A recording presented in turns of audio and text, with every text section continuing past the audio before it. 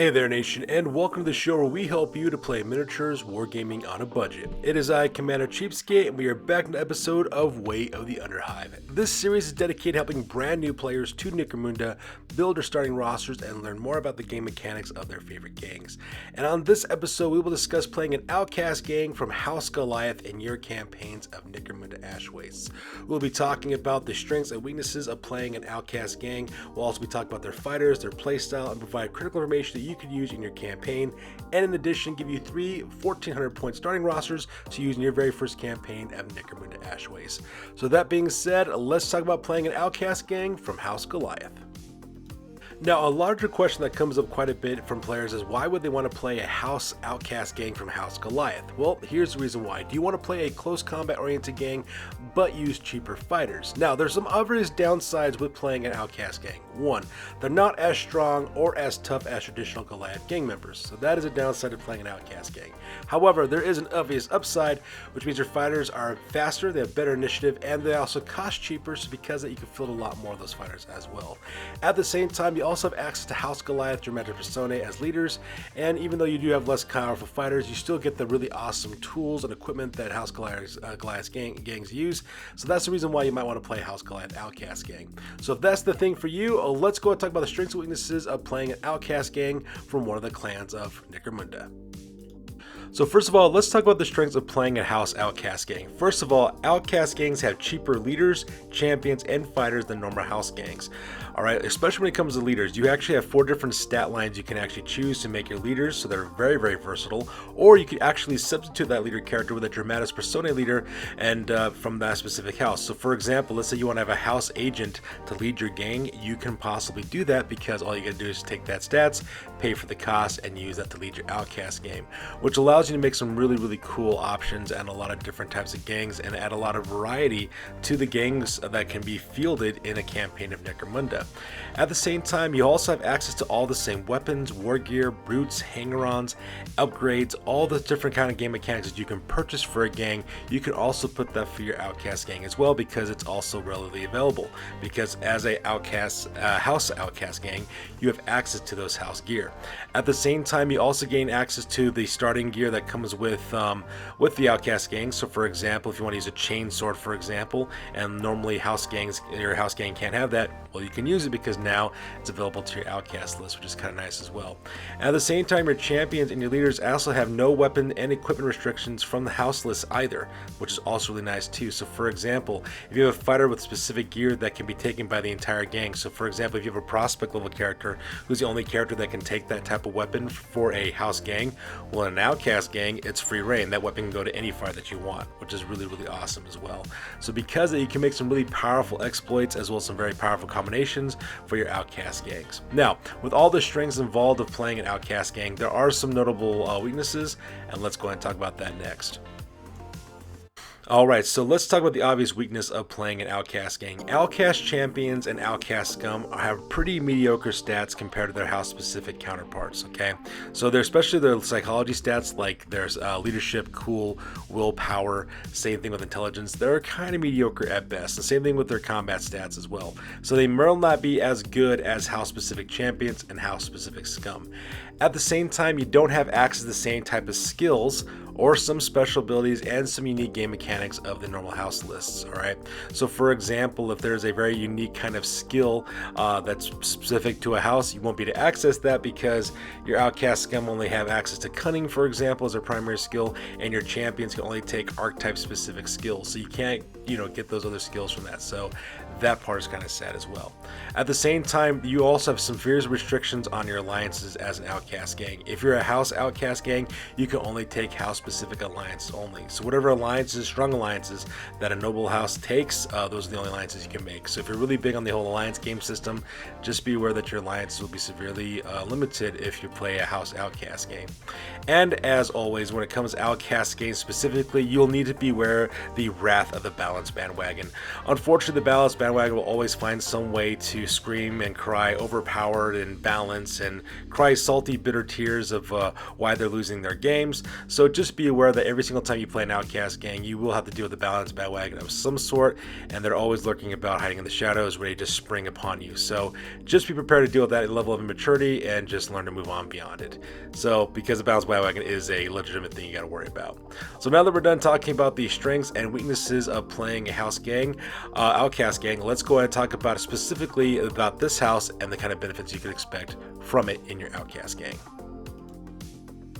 Now let's talk about the potential issues of playing an Outcast gang from House Goliath. There's two major potential issues. Potential issues number one is Goliath gene smithing. Now, as you guys are aware, each of the different houses have a different game mechanic that is unique to that individual house, and House Goliath is no different. For them, they have what is known as gene smithing, where you can give your individual fighters upgrades based on their background, their genetic background, whether they were born naturally or born in a vat, or if they were some person outside of House Goliath who was altered to be in House Goliath, where the case may be. Now, these Goliath gene smithing perks can be quite powerful, so it's a kind of important issue to talk about. Now, there's two arguments you could take about the gene smithing game mechanic. The yes argument suggests that gene smithing takes place when the fighter is first created, and thus they had these upgrades before they became outcasts, so that could be one reason why they should be allowed to use the gene smithing upgrade.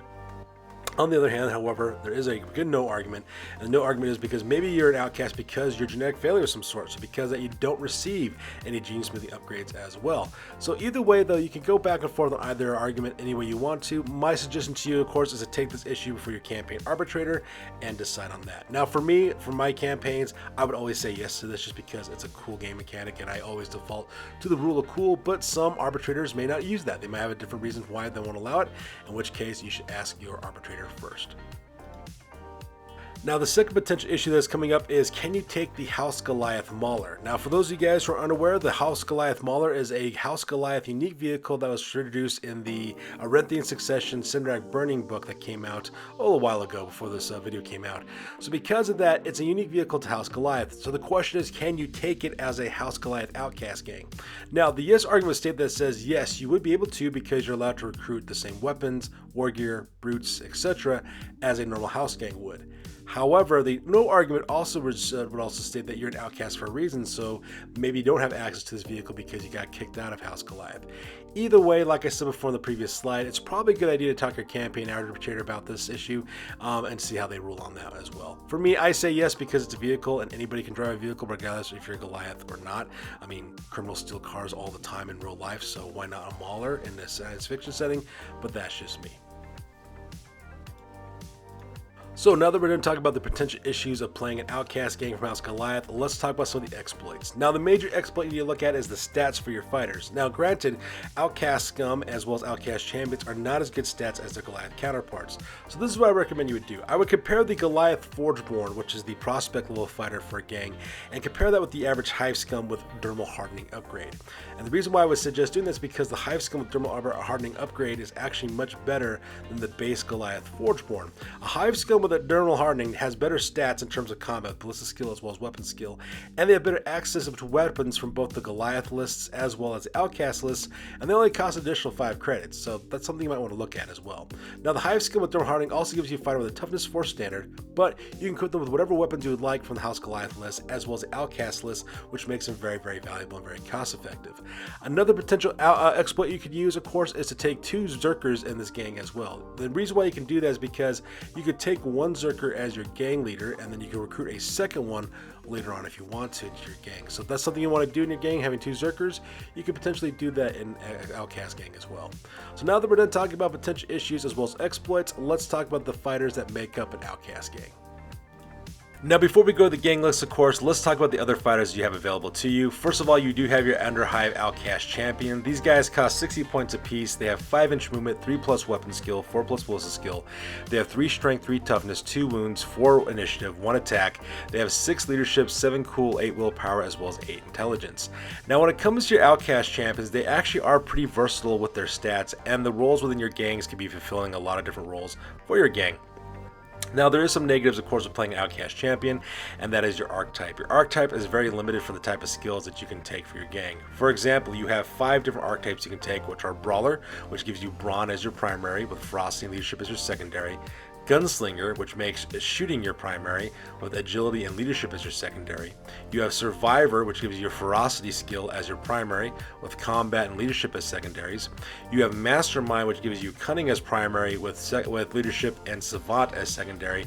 And then you have the Weird Archetype, which makes you have your weird powers and disciplines be your primary, with cunning and leadership secondary. So you are kind of limited in the type of skills you can take, but you know, them's the breaks about actually playing a Outcast champion. Now, there are some positives of playing Outcast champions. One, their equipment is only limited by the rarity value on the trading post. So if you wanted to get other equipment besides the house starting lists that you can buy from, your rarity value is only determined by, I think, rarity value 8 or lower is what it is. So you can pretty much take whatever you want on that case, which is really nice. And another positive about playing an Underhive Outcast champion is that you can take one champion for every 3 Hive scum. So because of that, you can have a lot more champions in your gang as the campaign develops.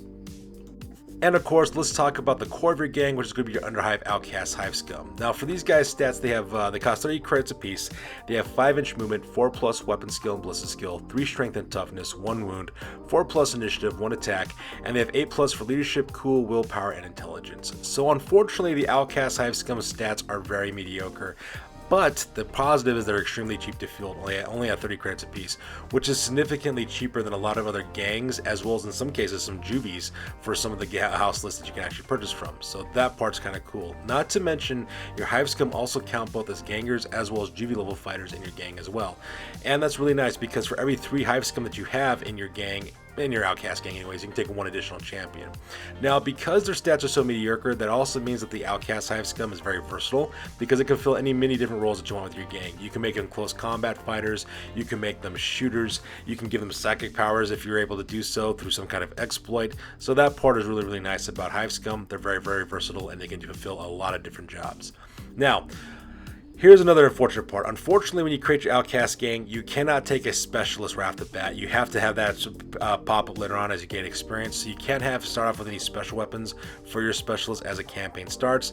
But that's not so bad though, and the reason why is because the weapons they can purchase from the house lists, and at the same time, you also have access to more champions than normal gang does as well. And that pretty much makes it my take on the Outcast Hive Scum.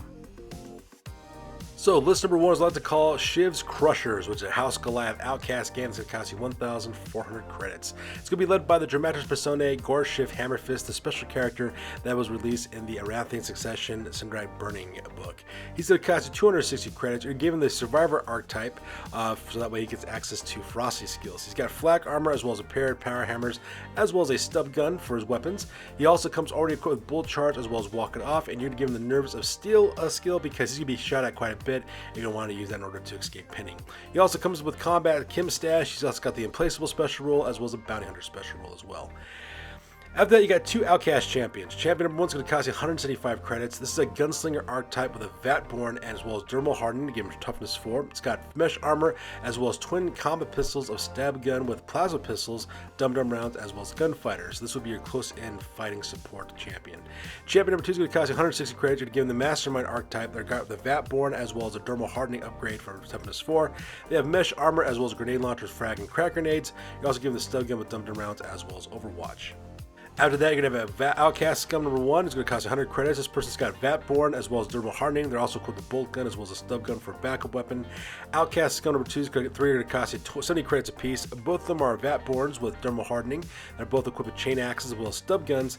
And then you have 2 Scum Racers. Scum Racer number 1 is going to cost you 195 credits. They're driving a Goliath Mauler with twin-linked grenade launchers, the frag and crack grenades. And Scum Racer number 2 is going to cost you 370 credits. They're driving a Rock Grinder with a weapon stash, so that way they get ammo rerolls as well as twin-linked autocannons. And this is what I like to make up what I like to call the Shiv's Crushers list. So now that we're done talking about the gang's contents, let's talk about its overview. So you're going to rule the wasteland with Gorshiv Hammerfist. This is a very aggressive list that combines a good combination of powerful shooting and close combat, and this list features powerful weapons, excellent fighters, and a simple playstyle. And even though it's simple, it's extremely brutal. This gang consists of 2 fire teams, 1 assault fire team and 1 support fire team. Your assault fire team consists of Gorshiv Hammerfist, Outcast Champion number 1, Outcast Scum number 2, and Outcast Scum number 3.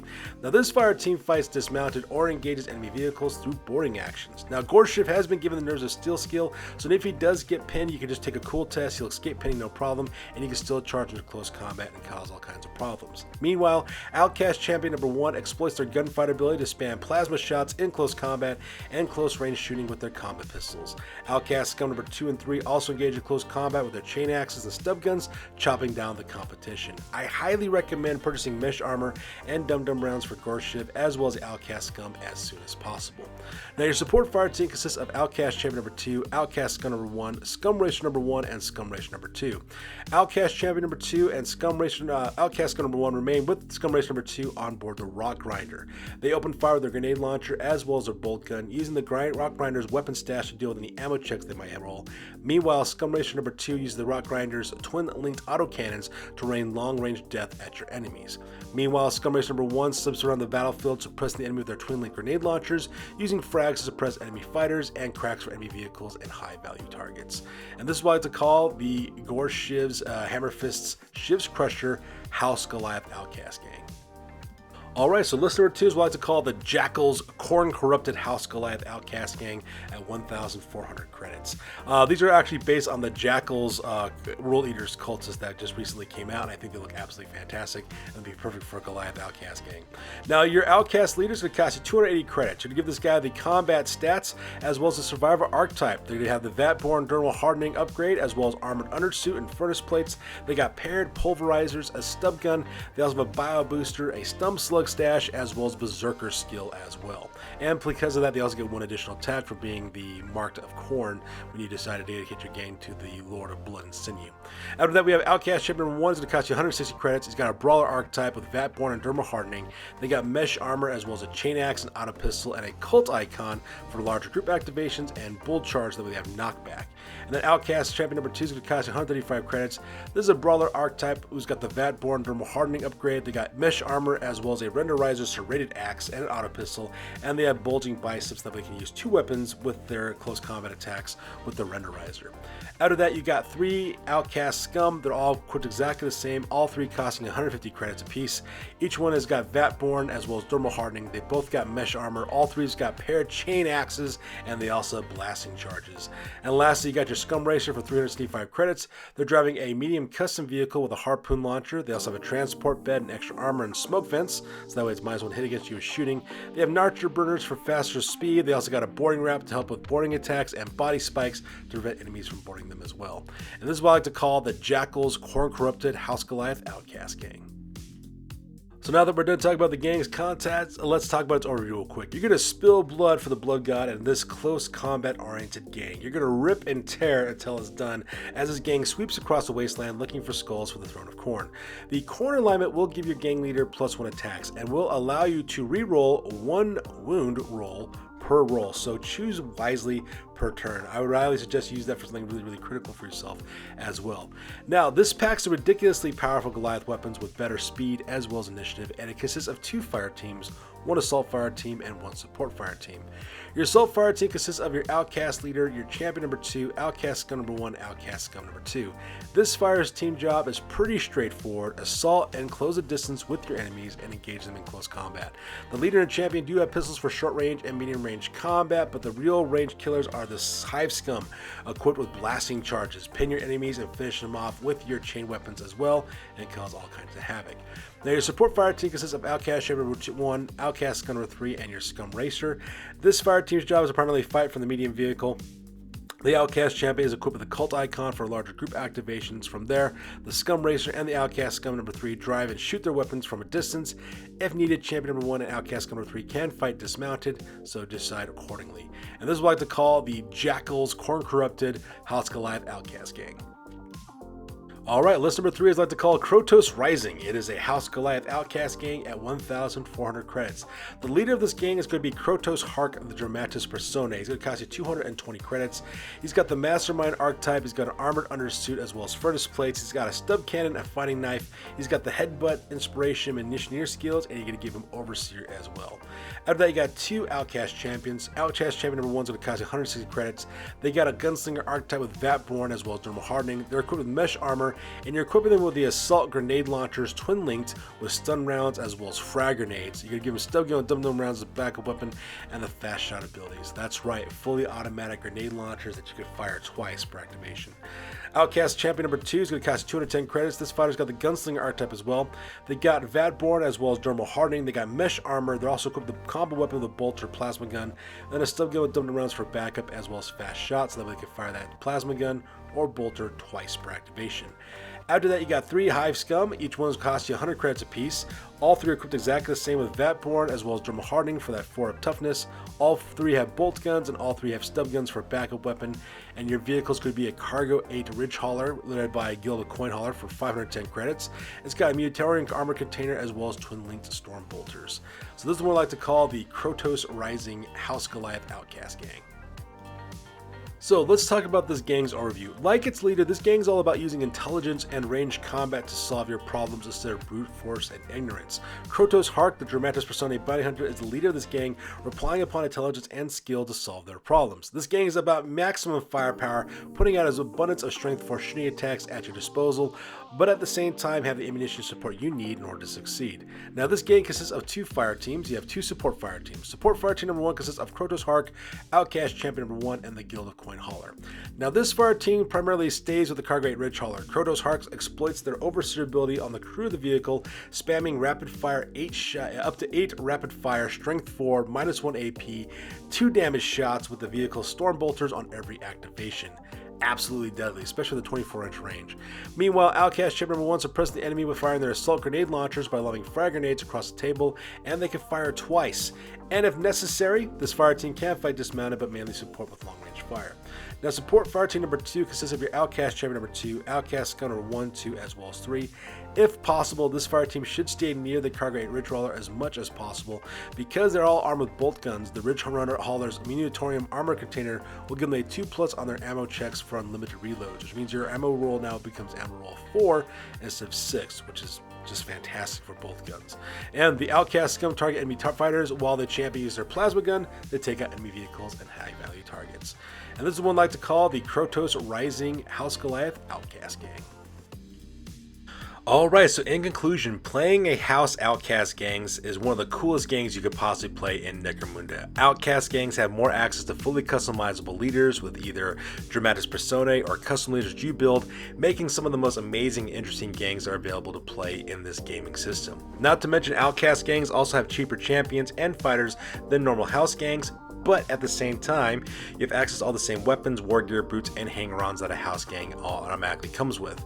Meanwhile, there are no weapon and equipment restrictions from the house list either, so whatever the house list has available to you, you can use that to all of your fighters, regardless if it's a fighter specific gear. It can be taken by your entire gang as well. Now, of course, as always, there is a drawback to playing a House Outcast gang, and that drawback comes in the form of the Balanced Bandwagon. So you'll always have to put up with the immature and hateful speech of Balanced Bandwagoneers, who will do things like cry out arguments of overpowered and game imbalance, instead of looking for creative solutions to solving their problems or just getting better at playing the game. They'd rather blame you than, reflect on their own performance and make adjustments accordingly. So keep that in mind if you decide to play a House Outcast gang. So that's good to do it for this week, guys. As always, please feel free to like, comment, and or subscribe. Your guys' input is invaluable to us as always.